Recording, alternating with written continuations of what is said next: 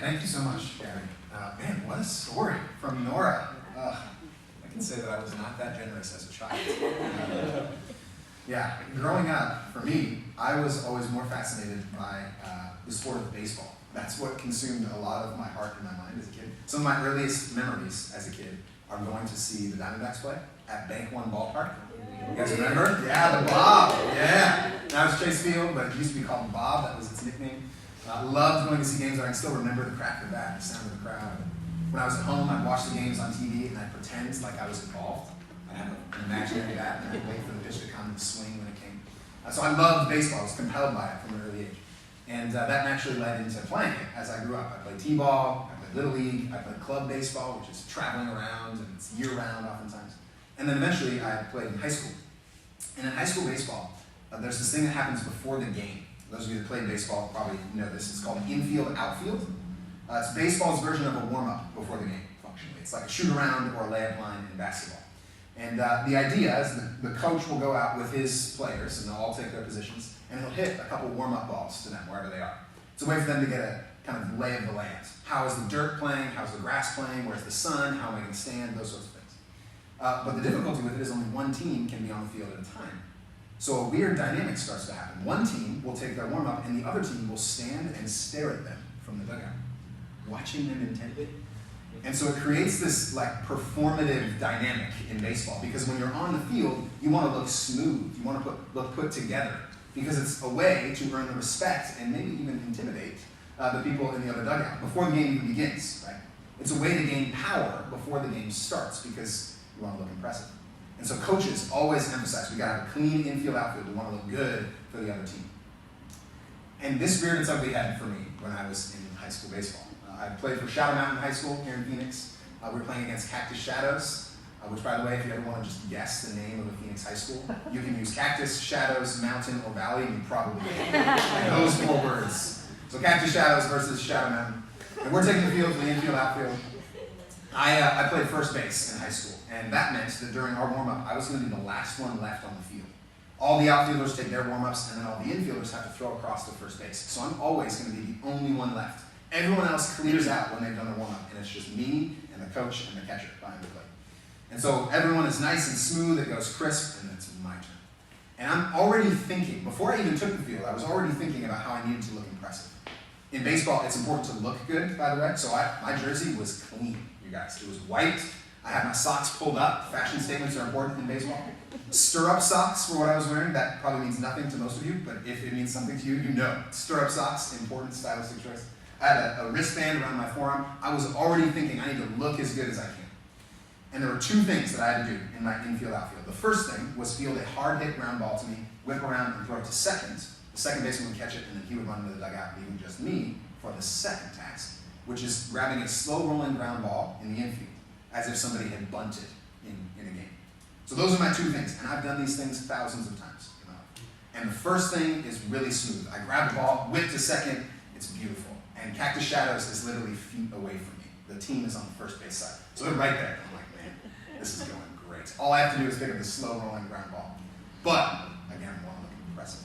So I charge this ball hard. I am sprinting hard into the infield. I lean over to try to grab it, and all of a sudden I fall. And I have no idea what happened. But my hat flies off, my beautiful white jersey gets stained green, and so now there's a clear reminder of the embarrassment. Laughing starts coming from my dugout. Cactus Shadows, they're kind of chuckling under their breath as they watch this happen, and I have no idea how this happened.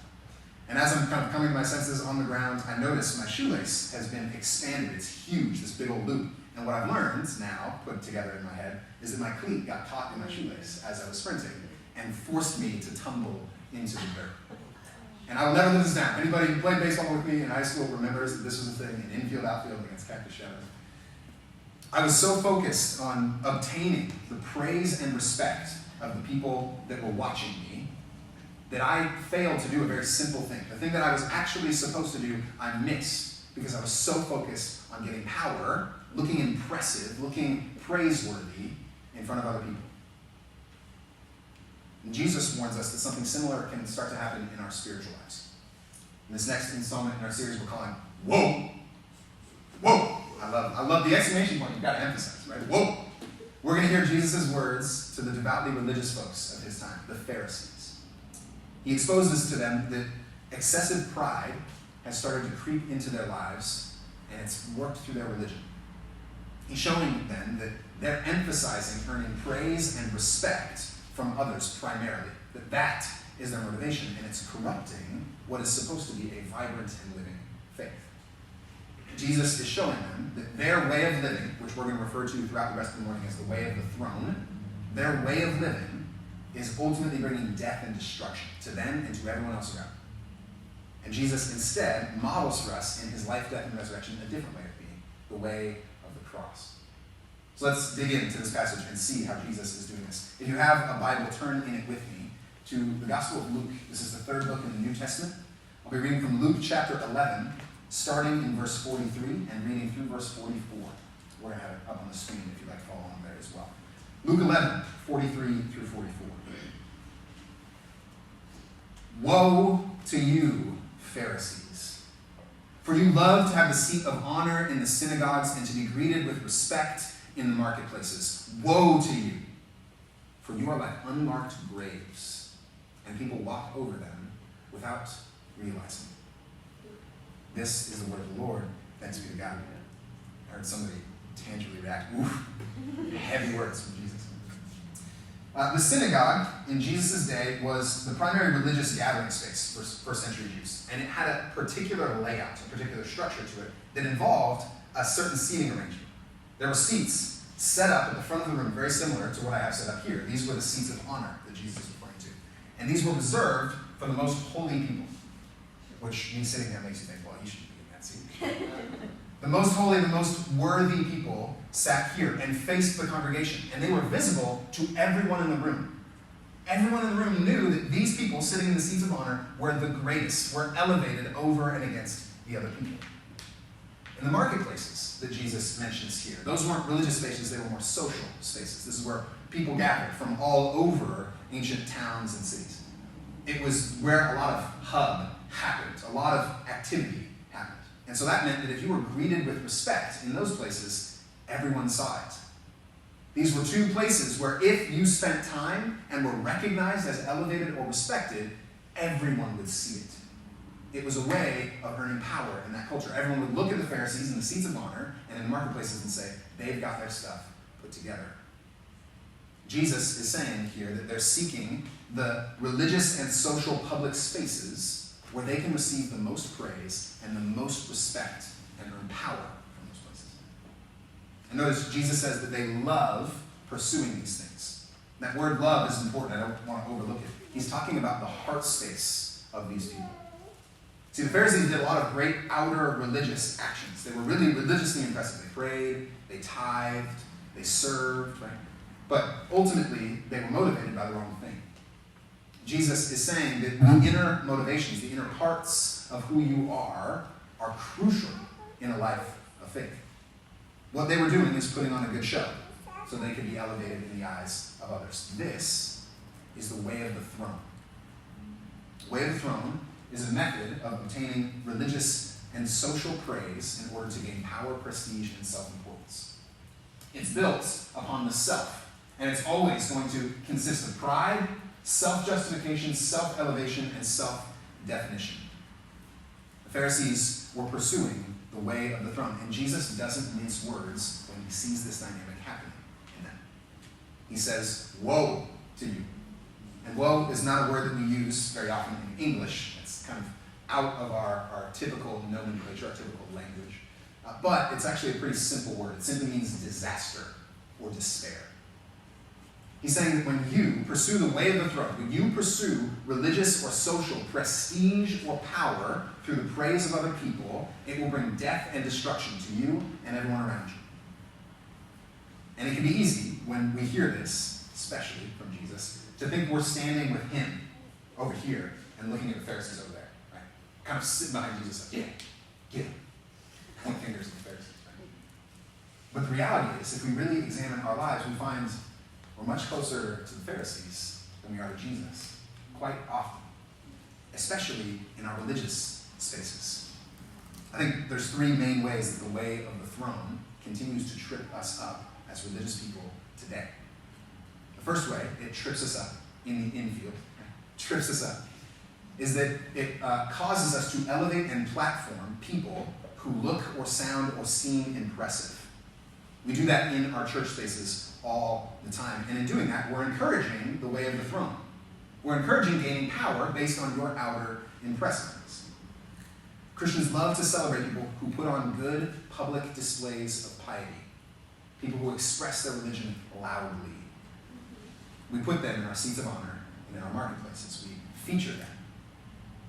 An example of this, what are the 2 questions that most church-going people ask when they leave a service to evaluate whether that service was good or bad? There's 2 questions they ask. Did I like the sermon? Did I like the music? Do you see the veiled question underneath those questions? Was the production impressive to me or not? Was the thing at the front of the room impressive to me? If it wasn't, then I'm going to move on. And so churches get in this culture of putting impressive people at the front because they want people to walk away thinking that was impressive. Those are the questions on people's minds, and so that causes a church dynamic that says, I want to put impressive people at the front all the time.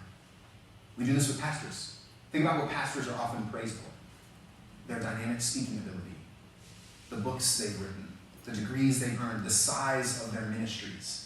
I've been to ministry conference after ministry conference, and the biographies always have a degree, a name of a church, and probably the size of that church, and the many books that people have written. That's what we highlight in church culture. But you guys know what the word pastor actually means? Shepherd. In the ancient world, the shepherd was a lowly profession, a humble profession. It was one of those things that, like, if you couldn't really do anything else, you did this. Shepherds have hard work to do. Shepherds are overlooked. Shepherds are not in seats of honor. But we've made pastors into something different because our church culture has often followed the way of the throne. Now, I want to be clear. It's not bad to have a pastor who speaks well. It's not bad to have an incredibly talented musician like Stephen Lumpkin standing at the front of your room. That's not bad. Excellence is not a bad thing. But if outer excellence is the measure of the person, and if that's the criteria that determines what validates their ability to speak, then we've got a problem. Because we put charisma before character. We've put outer impressiveness before a deeply formed person. To illustrate this another way, how often do you hear someone leave a church or a ministry setting asking this question? Did my church or pastor illustrate the fruit of the Spirit today? Did this person illustrate love or grace? Did they illustrate kindness or patience? Did they illustrate faithfulness or gentleness or self-control? I don't hear many people talking about that when they leave a church service. I don't hear many people thinking about how the community has illustrated the fruit of the Spirit. Friends, if our descriptions of a good pastor or a good ministry have more to do with their outer impressiveness than with the fruit of the Spirit of God, there's a good chance we follow the way of the throne in what we're doing. We want to see people who illustrate who Jesus is to us. That's the role of these churches. That's the role of these ministries. And if I ever fail to do that, if people in this place ever fail to do that, you have a valid qualm, regardless of whether they're impressive or not. So this way of the throne can trip us up through that pursuit of highlighting or elevating impressive people, but it trips us up in other ways too. We often tend to emphasize outer accomplishments rather than the Christ-like methods that we use to get those accomplishments in churches. Remember, the way of the throne is concerned with gaining power and prestige through praise and respect of other people. And if that's the goal, then success will always be tied to more praise, to more measurable, obvious praise and respect. That means that when we think about success, oftentimes in the church, we look at tangible outer measurements of praise. Success in church context is often showed through numeric growth. How many people showed up to praise our structure? How many people showed up on a Sunday or showed up to an event to elevate what we're doing? I go to ministry conferences often, have been throughout my life. And there's 2 main questions that often get asked at those conferences, to me and in some of the breakout sessions. The first question is, how big is your ministry? Second question is, how are you making it bigger? How big is your ministry? How are you making it bigger? And it creates this really ugly dynamic. Over 90% of churches in America right now have less than 100 people attending that church on an average Sunday morning. And yet most of the people we platform are people who have thousands of people going to their churches. That's a problem. Because that's not what most of ministry looks like in America. That's not what most of church culture looks like in America. We highlight people who have outer success as if that proves their faithfulness.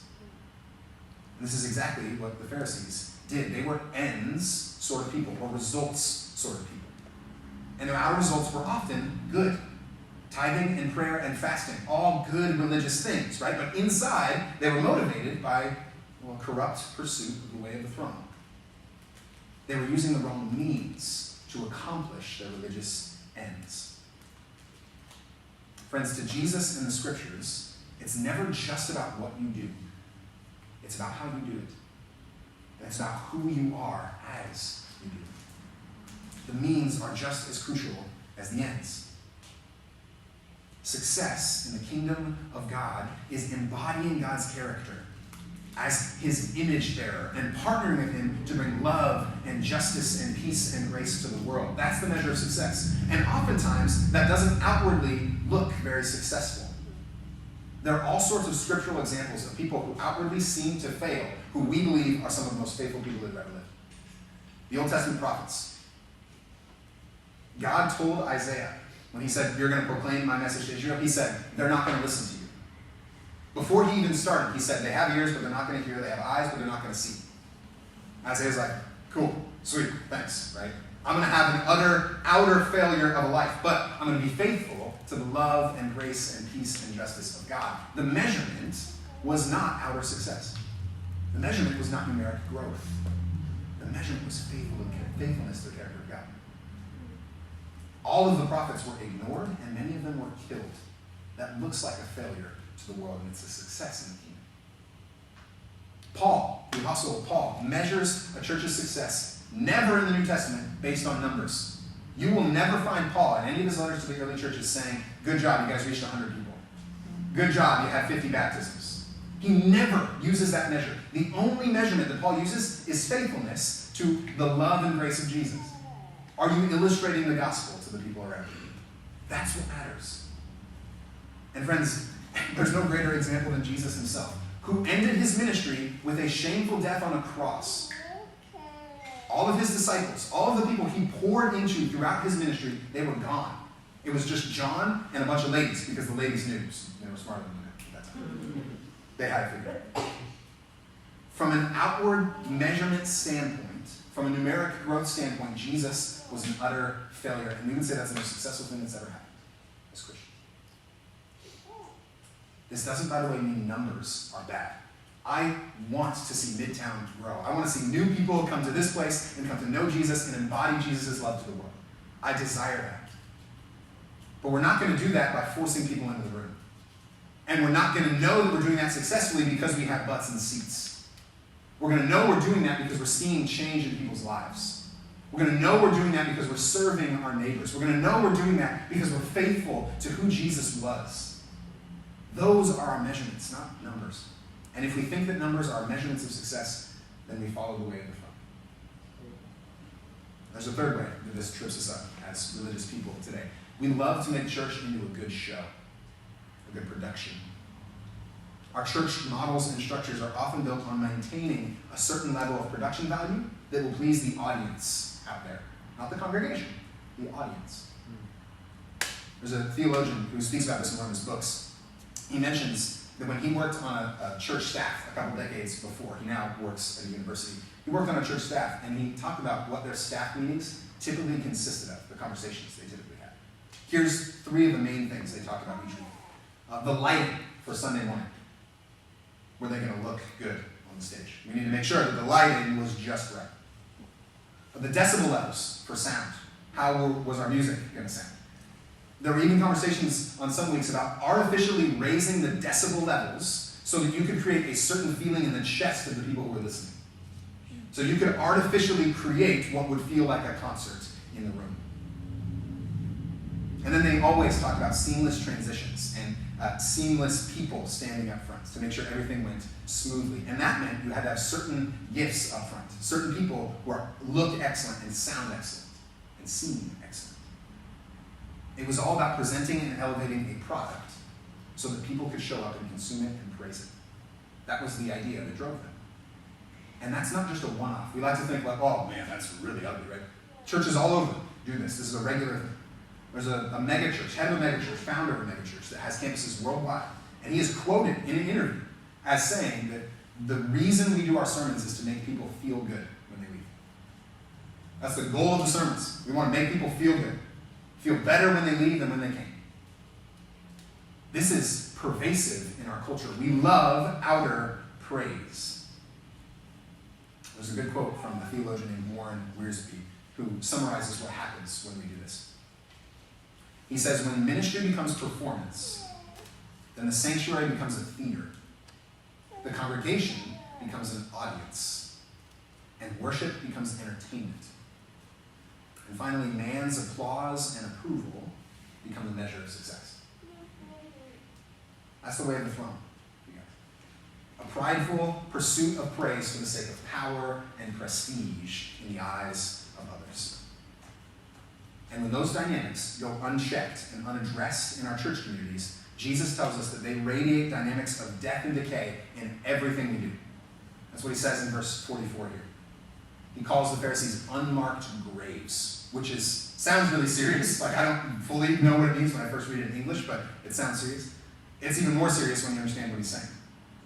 He's referencing, likely, Numbers 19, where there are certain restrictions given about what it means to be clean or unclean when you approach God.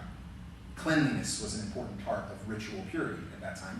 And if you came in contact with a dead body, you were unclean. So it was really important when you buried the dead to mark graves clearly, so that if people came in contact with a grave or a dead body, they would know, oh, I'm unclean, and I need to make myself clean. Or if they saw graves out there, they'd be able to avoid those and avoid becoming unclean. Because these graves, if they were left unmarked, would contaminate people and they wouldn't know it. When Jesus calls the Pharisees unmarked graves here, he's saying that everyone who comes in contact with them is being contaminated by the way of the throne, and they don't even know it. If they're unmarked graves, they are radiating into the temple, into the synagogue, into the marketplaces, dynamics that are opposed to the kingdom of God, opposed to the life and the grace and the love of Jesus. They're taking a space intended to radiate God's purity, love, and grace and turning it into a defiled space that contaminates everything therein. And when we follow the way of the throne, we do the same thing in our churches. Right? When we only elevate the outwardly impressive people, we radiate dynamics of death and decay into our communities. When we orient our religious productions around the things that will bring the most praise from our audience, we radiate death and destruction into our churches. When we fail to acknowledge our brokenness and focus more on maintaining an image, we radiate death and destruction into our churches. We build a church that contaminates every one of us. We become unmarked graves. And that's why, so often, people don't feel at home coming into the American church. Because they see people who look outwardly impressive. They see people desperately trying to maintain an image. They see a show. They're like, I mean, that looks like everything else out there. That looks like the politicians I know. That looks like all of the brokenness that exists in my world. It's the same thing. So I don't really feel comfortable being vulnerable. I don't feel comfortable being known in this place. I don't feel comfortable to ask for forgiveness in this place. These people are all nicely put together. Thanks, but no thanks. We radiate dynamics of death that push people away rather than towards the love and grace and forgiveness of Jesus. And I realize as I say this, that right now, I, in the space I'm standing in, am in the seat of honor in our culture. You all are a captive audience. I give you to walk out if you want. We haven't locked the doors. But, like by and large, you're a captive audience that are paying attention to me. And it's always a temptation for anyone that stands here to pursue these things out of pride, out of desire for praise. And I know that when I critique these dynamics, it could, in a backwards way, start to make you praise me. I could critique other people, so you think, man, Clint's got it figured out.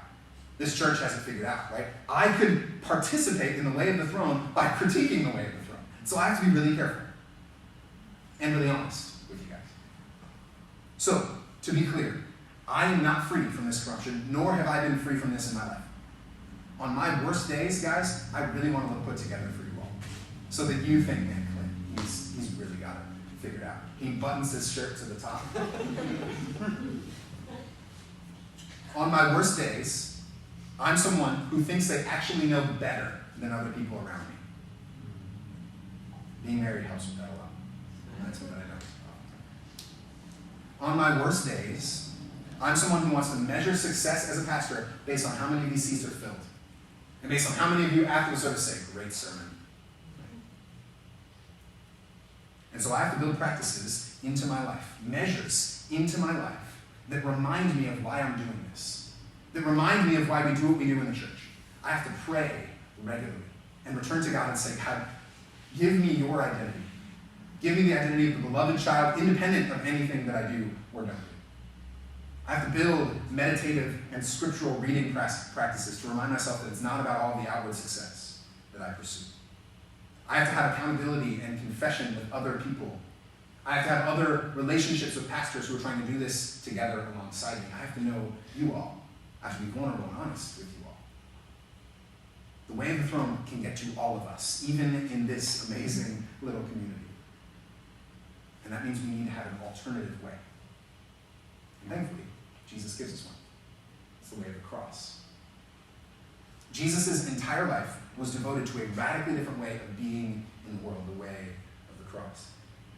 This is a method of pursuing life by giving oneself away in sacrificial, servant-hearted love, not seeking, based on pride, praise or respect from others. This is the throne of humility, built upon love for God and love for others. It's humble. It's self-sacrificing. It's generous. It's servant-hearted. It's a child showing up with what little money they have and dropping it into the box for the sake of everyone in this community. That's what it looks like. And Jesus' life illustrates this again and again. Remember where Jesus was born. The King of the universe, the God, the ruler of all things, was not born in a royal household. He was born in a feeding trough for animals. A manger. Humble location. And rather than taking an esteemed job in the culture, he took the job of a carpenter, a day laborer. Rather than pandering to religious people for praise, he served the last and the least and the lost. That's where his ministry was focused. Rather than taking over the political establishment, he became a lowly servant of others. Rather than affirming the rich and the wealthy so that he could be celebrated by them, he cared for those who couldn't repay the favor, the poor, the needy, and the crippled. At every turn of his life, Jesus was giving himself away for the sake of others, rather than pursuing self-elevation. And every time he did it, he reversed the way of the throne. He reversed the death and destruction that had gone into every part of the world, and he brought life and healing instead. Every time we pursue the way of the cross, we bring life and healing into a world that is full of death and destruction. Jesus exemplifies that for us, and his death was the ultimate expression of this. The world that pursued the way of the throne, that self-elevated and sought praise and power, they were the ones that murdered Jesus. They were the ones that hung him on a cross. See, that's what the way of the throne does. It brings death and destruction, even when the source of life is in its midst. But here's what's radical about the way of the cross. Rather than responding to that death by condemning, Jesus took on the death by serving. He took on the death and destruction that all of us have wrought by chasing the way of the throne, and he instead puts it to death in his resurrection. The cross is Christ's becoming of the death and decay that have come to the world in the way of the throne, the absorption of our prideful pursuits, and then the resurrection and leaving of those things behind. Jesus says that true life, true, eternal, lasting life and authority doesn't come through self-elevation. It comes through self-sacrifice. It comes not through the way of the throne, but the way of the cross. And the result, ultimately, for all of us, is a reception and participation in what Jesus has done. Jesus becomes king not by chasing a seat of honor, but by becoming a servant. There's a theologian and philosopher named Rene Girard that talks about this. I've got a quote of his that's really powerful. He says, "The God of Christianity isn't the violent God of archaic religion, but the non-violent God, who willingly becomes a victim in order to free us from our violence. The way of the cross is the path through death and into life." That's why Paul says what he says in Philippians 2. Listen to these words, guys. They're incredible. "Let the same mind be in you that was in Christ Jesus, who, though he was in the form of God, did not regard equality with God a thing to be grasped, exploited, but emptied himself, taking the form of a slave, being born in human likeness.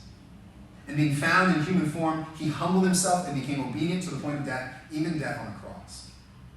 Therefore, because Jesus lived this way, because he embodied this, God exalts him and gives him the name that is above every name, so that at the name of Jesus, every knee should bend, in heaven and on earth and under the earth, and every tongue should confess that Jesus Christ is Lord, to the glory of God the Father." This is what exaltation looks like. It doesn't come through the elevation of myself in pride and the praise and respect of others. It comes through self-emptying. It comes through giving myself away so that others can experience the love of God. The way of the throne seeks to obtain life on our own terms and instead ends up with death. The way of the cross dies to life on our own terms and ends up with true, lasting life. One is reaching but will never grasp. The other is open-handed and will always receive. And so to be a Christian means to acknowledge that we've participated in the wrong way. We've chased after the way of the throne. It's to acknowledge that reality and then turn ourselves to the way of the cross and receive what Jesus has done for us on that cross. Receive it in our lives and then embody it in everything we do. The Christian allows the way of the cross to influence everything about them. They allow it to transform them. And when we do this, we ultimately bring life into a world of death.